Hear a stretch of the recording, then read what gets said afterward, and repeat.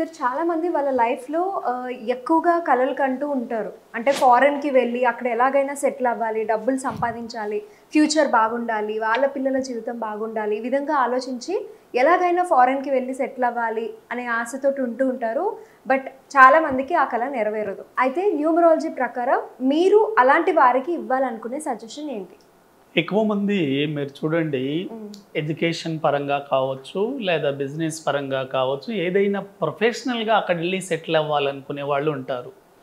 అయితే మనం ఒక డేట్ ఆఫ్ బర్త్ని చూడంగానే ఈ డేట్ ఆఫ్ బర్త్ వాళ్ళు ఇండియాలో సెటిల్ అవుతారా, ఫారిన్ కంట్రీస్లో సెటిల్ అవుతారా చాలా ఈజీగా చెప్పేయచ్చండి.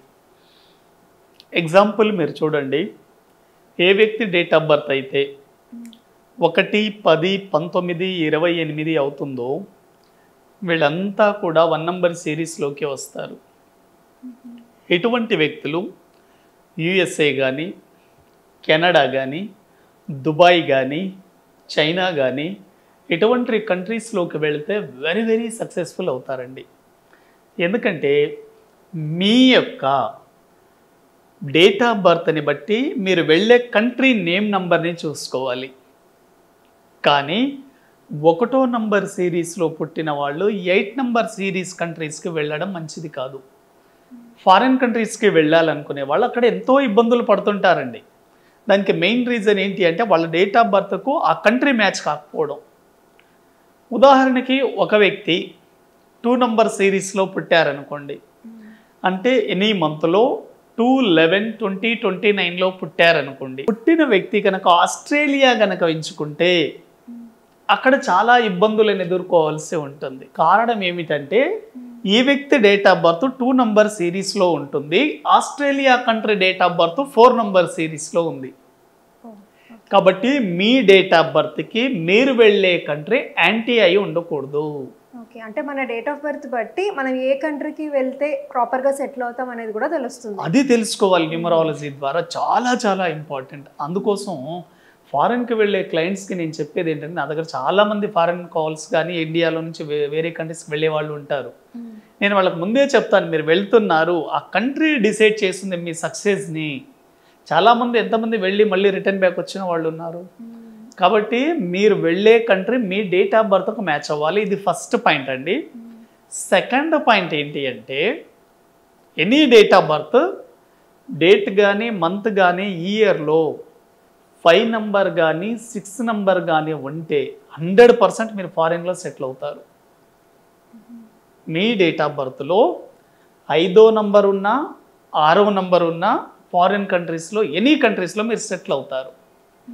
కారణం ఏంటో చూడండి. 5వ నంబర్ అనేది బుధుడికి సంబంధించింది, అంటే 5 నంబర్ మెర్క్యూరీ.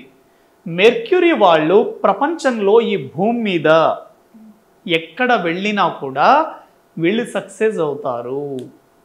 అంటే డేట్ ఆఫ్ బర్త్లో ఎక్కడ 5 ఉన్నా, ఎందుకంటే వీరు 360 డిగ్రీస్లో మూవ్ అయ్యే కెపాసిటీ ఉంటుంది వీళ్ళకి.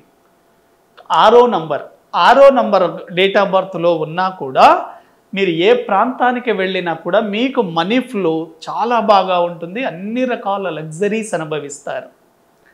కాబట్టి మీరు ఫారిన్కి వెళ్ళాలనుకునేటప్పుడు మీ డేట్ ఆఫ్ బర్త్లో 5వ నంబర్ 6వ నంబర్ ఉందా లేదా చెక్ చేసుకోండి. ఇవి 2 ఉంటే చాలా ఈజీగా సక్సెస్ అవుతారు. మీకు అవకాశాలు కూడా వెతుక్కుంటూ వస్తాయి. మరి పాపం మిగతా వాళ్ళకి వాళ్ళ నేమ్ నంబర్లో ఒకవేళ డేట్ ఆఫ్ బర్త్లో 5వ నంబర్ 6వ నంబర్ లేదు, అయినా మేము వెళ్ళాలి అని అనుకుంటున్నారు, ఇటువంటి వ్యక్తులు మీ మొబైల్ నంబర్ కానీ మీ నేమ్ నంబర్ని 5, 6లోకి గనక మార్చుకోగలిగితే 100% సక్సెస్ అవుతారండి.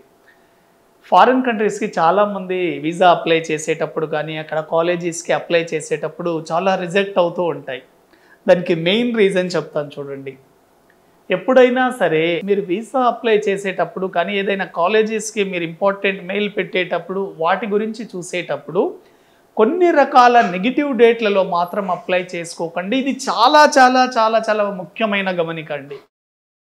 మీకు ఫారిన్ కంట్రీస్కి సంబంధించి ఏదైనా ఇబ్బందులు వస్తున్నాయి మీరు వెళ్ళడానికంటే మెయిన్గా మీరు అప్లై చేసిన డేట్ మీ డేట్ ఆఫ్ బర్త్కి నెగిటివ్గా ఉంటుంది.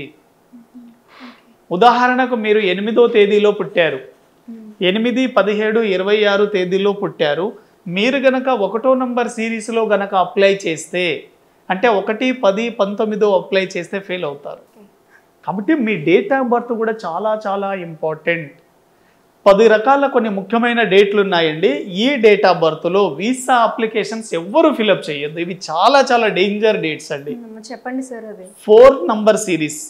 4 నంబర్ అంటే రాహు.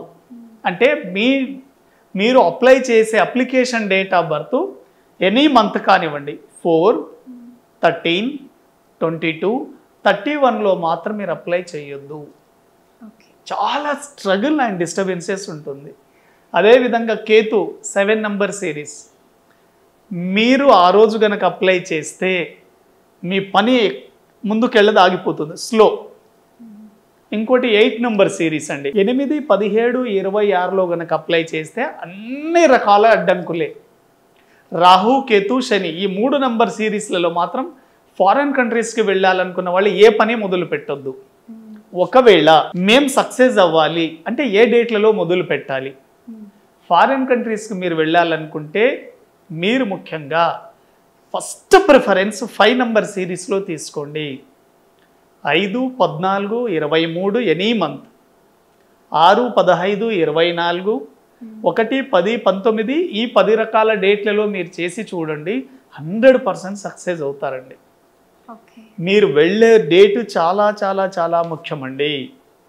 మీ వీసా అప్లికేషన్ డేట్ ఇంపార్టెంట్, మీరు ఫ్లైట్ ఎక్కే డేట్ ఇంపార్టెంట్, అక్కడ మీరు ల్యాండ్ అయ్యే డేట్ చాలా అక్కడ గుర్తుపెట్టుకోండి.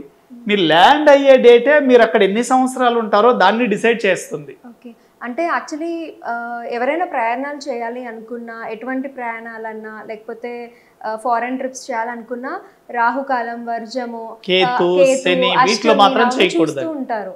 ఇది దానికి సంబంధించిందే అంటారా? సేమ్ దానికి సంబంధించిందే. రాహు, కేతు, శని నంబర్ కాంబినేషన్లో జర్నీలు మాత్రం చెయ్యకండి. మీకు తర్వాత కొన్ని ఇబ్బందులను ఎదుర్కొనే అవకాశం ఉంటుంది. Okay, so thank you so much sir. Foreign trip కళ నెరవేరాలి అంటే ఎటువంటి రెమెడీ మనం పాటించాలి, ఎట్లాంటి నాలెడ్జ్ మనకు కావాలి ఇందులో అని కూడా చాలా చక్కగా ఎక్స్ప్లెయిన్ చేసినందుకు thank you. Thank you very much అండి.